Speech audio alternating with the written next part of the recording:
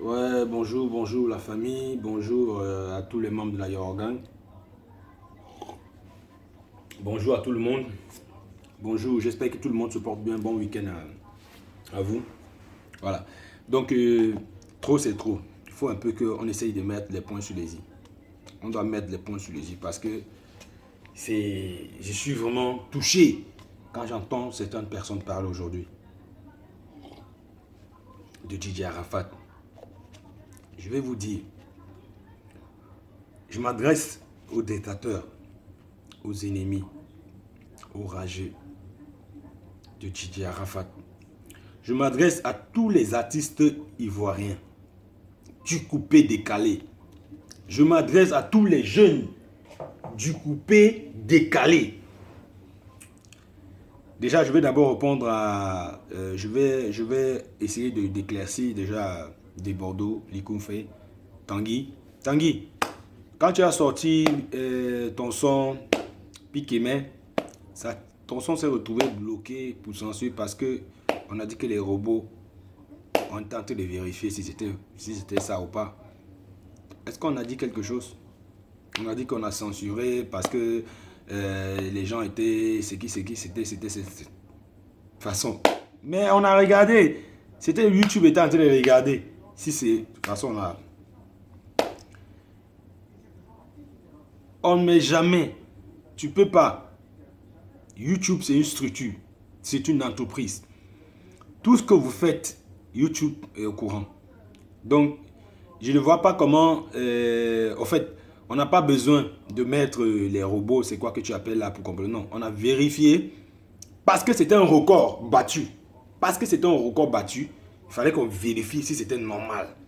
Parce qu'il était trop rapide. Arafat était trop rapide même. Donc, façon il a fait là, on a vérifié, on a dit que c'est ok, c'est tranquille.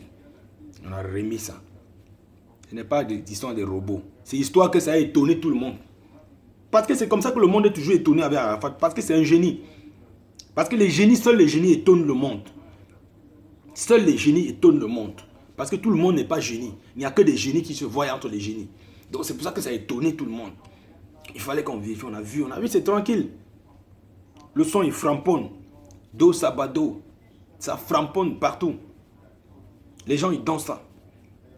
Mais on est ici pour mettre les points sur les i. Parce que, vous savez, les fanats, il y a quelque chose que vous devez comprendre. Arafat que vous voyez, c'est un gars qui a un grand cœur.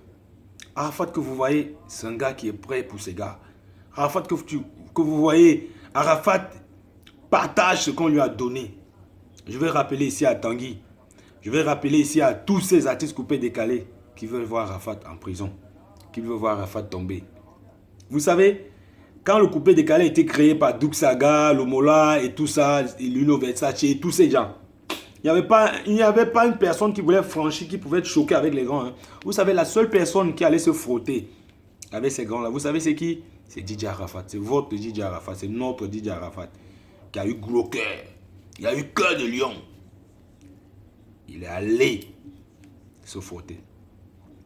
Son premier son qui sort, hommage à Jonathan. Vous savez pourquoi il rend hommage à qui? Il rend hommage à celui-là qui lui a donné l'inspiration, qui lui a dit, mon petit, tu peux. Jonathan. Jonathan Didier. Jonathan. Jusqu'à aujourd'hui, Arafat a rendu un grand hommage à Jonathan. Jusqu'à aujourd'hui, on ne peut pas oublier Jonathan. Hein? Jonathan est dans nos cœurs à cause de Arafat Didier. Non, Arafat, merci. Mon frère, c'est Dieu qui va te bénir 1000 fois. Ça, c'est le côté pour dire rend hommage à celui qui a fait. Roland Lobengi s'est appuyé à Arafat, hein, parce qu'il a vu Arafat être un bon DJ. Il était en train d'enjailler, il a donné sa chance. Vous savez, en retour, quand Arafat est rentré, il a donné la chance à beaucoup. Il a donné plein. Il a montré, il a transmis le partage de la sagesse, de l'intelligence universelle. Il a partagé ça avec tout le monde. Le Arafat que vous voulez voir aujourd'hui en prison, le Arafat que vous voulez voir aujourd'hui tomber, a donné la chance à beaucoup de jeunes ivoiriens dans tout domaine. Que ce soit les journaux, les médias, avec l'histoire des clashs. Parce que les clashs que vous voyez là même, c'était une façon de vendre. Parce qu'on fait les clashs, les journaux, ils vendent. On fait les clashs, les youtubeurs, ils vendent. On fait les clashs, les gens, ils vendent. Les gens n'ont pas compris. Mais ils ont pris Arafat, ils ont écrasé. Il fait le clash pour que les débats télévisés, les gens ils vendent pour faire le débat. Mais aujourd'hui, vous le prenez, vous l'écrasez. Pour rien. Et pourtant, Arafat vous aime, vous tous. Vous ne pouvez pas savoir comment Arafat, il aime tellement ses frères. Quand je dis ses frères, l'être humain. Oui, vous allez prendre qu'on aime l'être humain en prenant un enfant, en fouettant, en mettant en vidéo. Vous allez revenir toujours avec ça. Vous allez toujours revenir avec ça.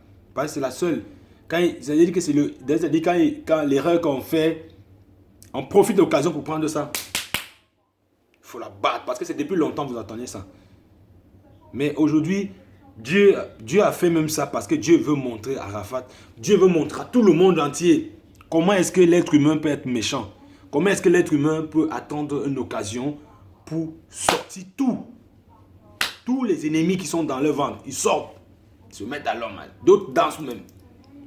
Mais alors, vous savez, quand Roland Lubengis a donné la chance à DJ Arafat, quand Arafat est revenu, après Jonathan, après ma chérie, il ne faut pas pleurer. Les garçons d'Abidjan sont comme ça. Et quand il est revenu, Arafat il moussait déjà. On ne connaissait pas Serge Beno, on ne connaissait pas Bébé Philippe, on ne connaissait pas de Bordeaux Likoufa, on ne connaissait pas Kejevara, on ne connaissait pas tous ces gens. On ne connaissait pas tout le monde là.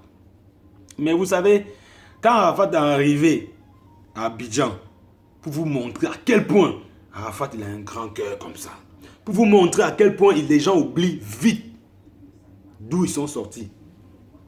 Arafat n'a pas oublié d'où il est sorti. C'est pour ça qu'Arafat lui rentre toujours derrière. Arafat ne s'entoure pas avec les professionnels. Beaucoup de gens se sont plaints.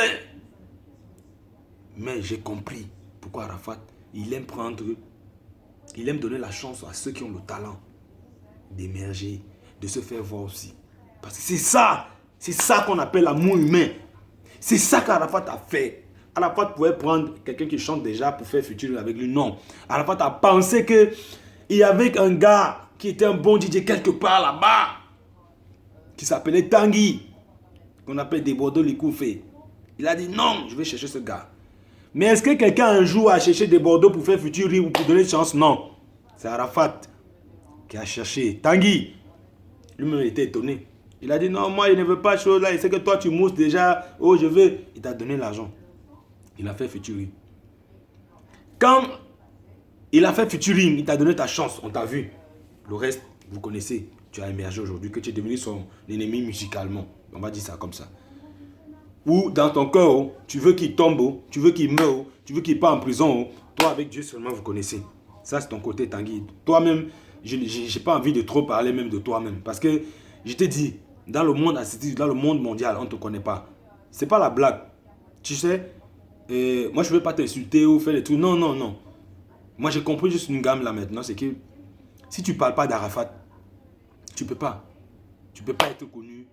Tu ne peux pas parce que tu étais connu avec Arafat. Si tu ne parles pas d'Arafat, je vais être oublié.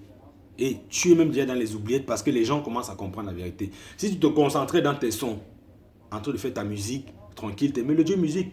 Tu es mélodieux. Personne n'a jamais dit que tu n'es pas mélodieux. Mais tu es mélodieux, mais tu n'es pas intelligent. Parce que en voulant toujours te comparer à celui que tu ne peux jamais, parce que c'est comme, regarde, c'est ici, ici. Tu ne peux pas arriver ici. Il n'y a pas d'escalier. Il n'y a rien. Tu ne peux pas monter ici. Tu ne peux pas. Parce que c'est Dieu qui donne la force pour arriver ici. Tu ne peux pas. Donc, quand à ton niveau, tu te concentres dans tout ce que tu fais, le temps que tu restes toujours pour te rivaliser. Arafat c'est-à-dire qu'Arafat faisait des clashs pour que vous bougez dans le système coupé-décalé. Mais vous n'avez pas compris. Vous avez pris ça pour l'écraser. Vous avez pris ça pour créer les ennemis. Vous avez pris ça pour faire du n'importe quoi. Pour le traiter aujourd'hui de tout ce que vous voulez le traiter. Vous voulez l'envoyer en prison. Vous voulez le voir mort. Vous voulez le voir mort. Mais je vous dis, les fans, il y a beaucoup qui veulent voir Arafat mort. Qu'on arrête un peu avec l'histoire d'Arafat. C'est ça qu'il y a les gens qui veulent ça. Vous savez, ce sont les sorciers. Parce que si on les pose la question, Arafat t'as fait quoi toi? Qui n'aime pas Arafat, il a fait quoi? Ah, il m'énerve, sa tête m'énerve. Il t'énerve comment? Il t'énerve comment? Il t'énerve pourquoi? Mais je vous dis, et je vous rappelle encore ici aujourd'hui, si Arafat arrêtait les clashs comme il a arrêté, beaucoup de journaux ne vont plus vendre. Beaucoup de youtubeurs ne vont plus écrire. Parce que je vois les youtubeurs, je vois les gars, un petit truc comme ça, Arafat fait clash. Un petit truc comme ça, Arafat fait... Ils vendent. Ils ont jet. Ils ont jet. Nous, on a jet. Nous, on n'a pas besoin de faire... Aujourd'hui, on décide, nous sommes décidés parce qu'Arafat a obéi. Si vous me voyez à YouTube comme vous me voyez aujourd'hui, que vous allez continuer à me voir parce qu'Arafat ne parle plus. C'est pour ça. Il ne parle plus. Il ne peut que causer avec ses fans. Il ne fait plus de clash. Parce que ce n'est plus à son niveau, c'est terminé. Il a compris. Parce que même avant, je ne sortais pas parce qu'il répondait aux autres. Mais j'ai dit, mais attends, Arafat lui-même ne sait pas qu'il est un monument. De toute façon, il parle là. J'ai dit, non, tu ne sais pas, tu es un monument. Plusieurs fois, j'ai écrit, j'ai dit, non, Arafat, il faut arrêter. Tu es un monument.